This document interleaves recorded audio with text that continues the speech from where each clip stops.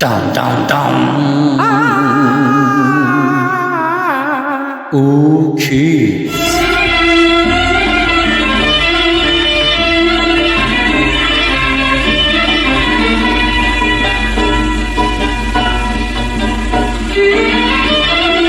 بازار فردا حسن آقا چیز کارامل زیت لبنانی کجاست؟ قولی میزنی زیت لبنانی اسمش نمیدونم. زیت آقا امامزاده زیت میدونید کجاست؟ همین لاینو رسیدی یا سعید احمد رو پست بده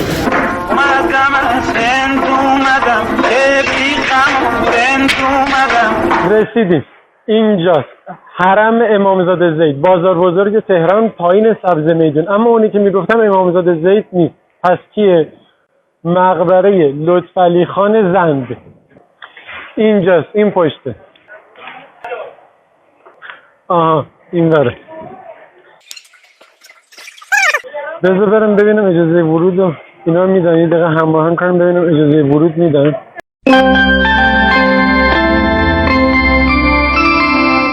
به خاطر مرمت و بازسازی که دارن انجام میدن بساس و اجازه ورود بهمون نمیدن. یعنی کلا اصلا بازدید نداره تا بعد بازسازی مرمت. شافرینیم نمیشه بریم داخل. دیگه به درد نمیخوره این دنیا.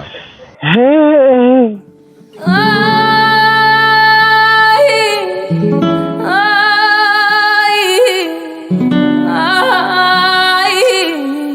بندی رو دلم موند. چرا؟ دوست داشتم بریم داخل. یه چیزی رو دلم موند. دوست داشتم بریم داخل. حتما که شاید آمپول داری. دوست داشتم بریم داخل ولی نکن. خب دوست این همه راه اومدیم که بریم داخل آرام نشدی جان. دیگه.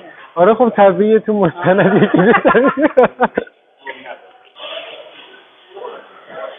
اینجا چی داره؟ فرش داره. پارچه رو دیدم یاد یه خاطره افتاده. قبل رفتن یه ماجرایی رو بگم بعد بریم. یه موقع که آقا محمد خان قاجار پیروز شد به لطفعلی خان زند اینو گرفت انداخت یه زندان سیاهچالی.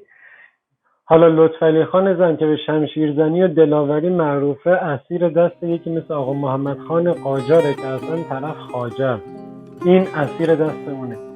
یه نیمای شب لطفعلی خان زند دو بیت شعر گفت که مون تو سینه ادبیاتم. حالا منصوبه بهش. گفت یا رب سپدی مملکتی ز دست چو منی، دادی به مخنثی نه مردی نه زنی، از گردش روزگار معلومم شد پیش تو چه دف زنی چه شمشیر زنی.